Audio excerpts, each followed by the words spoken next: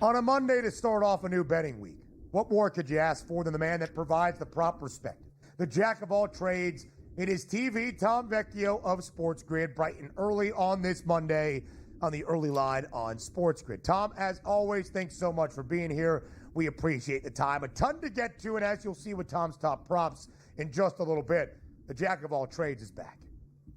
I am excited to be here. We're coming off a great weekend of sports. NHL is officially back. NBA is back in full swing. I did 2 days of in-game live with Joe Ranieri talking a ton of college basketball, which I think I'm fully up to speed on. We have a ton to get to. I'm ready to pull up like Huggies. Let's do this. Let's do it. Oh, wow. Hey-o. Wow. One line right there. A one-liner. Tom Vecchio's one-liners haven't been here for a while. We have returned from the Four Nations face-off to regular season action around the National Hockey League. Vecchio, much like the NBA, it's the stretch run. It's not the second half. It's the stretch run. That playoff picture in both conferences starting to crystallize. As you look at the Stanley Cup odds, where do you think the value might lie down the stretch run of this NHL regular season?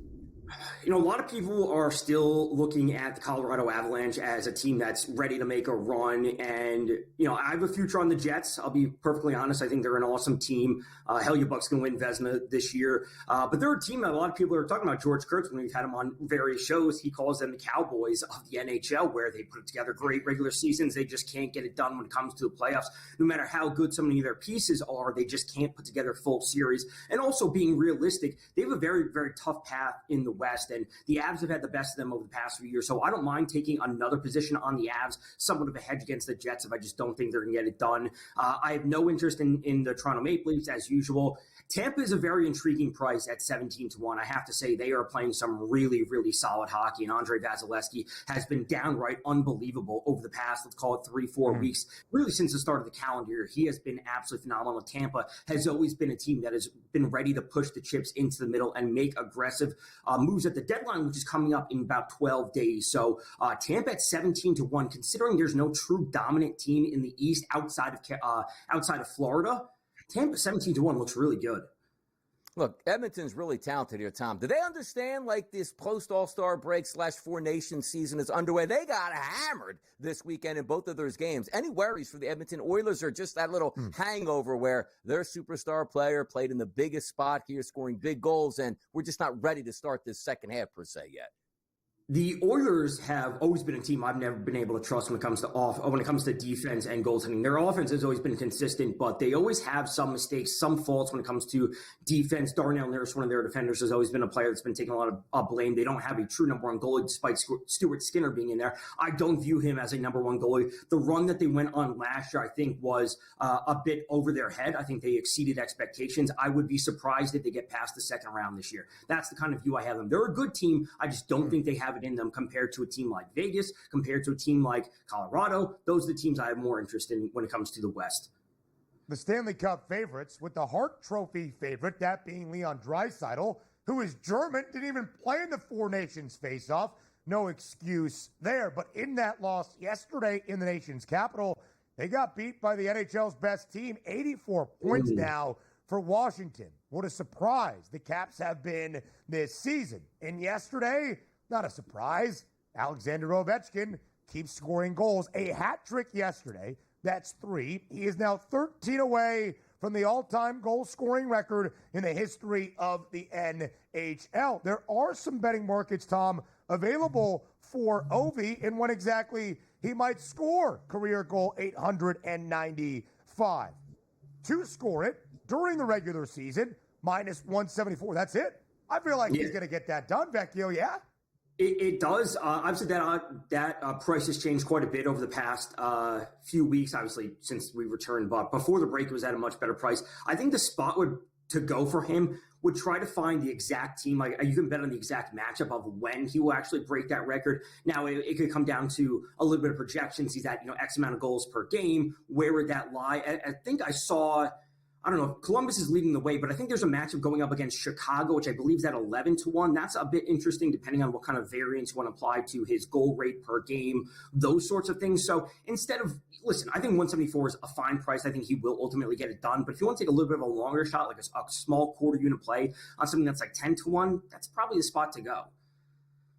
By the way, if we want to tie up some cash here in the NHL / the Olympics for a couple of years, we do have odds out here at the FanDuel Sportsbook to win the 2026 Ice Hockey Championship, which, again, is the gold medal at the Olympics. Canada plus 175, U.S. plus 190. Any takers this far out here, Tom? It's got to be Team USA. It will always be Team USA, and the price will not stay the same from now until, let's call it 11 months from now. The roster that they had at the Four Nations, it will be different compared to where they are next year. Brock Nelson, Chris Kreider will not be on the team next year. We will see Tage Thompson, maybe Clayton Keller, Jason Robertson, Cole Caulfield, some combination of those players on the team. The issue for Canada will always be goaltending. There were some players that they said they could have been goaltenders this year, whether it be Aiden Hill, someone else, but that price at plus 190 will not stay the same. I would be shocked if they weren't toss-up come start of February next season. Start of next year, I should say. 1 plus 125 plus 130 for a gold medal. A little bit less than a year away from the Winter Games in 2026 in Milan. Should be a great time for the United States and in hockey. Vecchio, Cole Caulfield, great Wisconsin Badger. And as long as Jordan Binnington is not playing inside TD Garden, maybe the Americans have a chance of taking gold in an international best on best. All right, NBA title odds. Similar question, Vecchio, as we looked at those Stanley Cup prices. Of course, the story around the association, a tier of two and very close numbers between the Celtics and the Thunder, much shorter than anybody else. Vecchio, if I gave you Celtics and Thunder as our NBA Finals matchup versus the field, which would you take? I think the answer is the Celtics, but you wouldn't bet them straight up. I think you would bet them on some type of series price to win the series 4-2, to win the series 4-3. Take them on the series spread minus 1.5 games, and that would imply 4-2, whatever it might be. So there's a roundabout way to go about it. I think the Thunder are putting together a fantastic year. I still think they're 1 year away, and considering where they were, getting all the picks, getting all the trades, this is a great first step for them, but they also need to prove it when it comes to the Western Conference playoffs. And seeing a team like the Nuggets, they are at 13-1 or 12-1, 13-1, wherever it is, I think that's a fantastic price for the Nuggets to get them there. And I would honestly take the Nuggets head-to-head when it comes to against the Thunder if they were matching them in the Western Conference Finals. I think the Thunder are great, but they just need to prove it to me. Down the stretch they come in the NBA, but we got action tonight on the ice and also the hardwood tonight. Tom, give us some of those top props that we can look forward to tonight and cash in. Yeah, you guys were just talking about the Nets and the Wizards before the break. Let's go to Nick Claxton, over 12.5 points for the Nets. Wizards are allowing 26.93 points per game of opposing centers. That's the worst in the league. Claxton coming off that big putback over the 76ers over the weekend. He announced that he's having a baby. Let's roll with the hot hand with Claxton, over 12.5 points. Pascal Siakam, under 20.5 points for the Pacers. He's been under this number in 5 out of 9 games since the start of February. The Nuggets, they're only allowing 21.7 points per game to opposing power forwards. That's the 11th fewest in the league. So I like the Nuggets in this spot.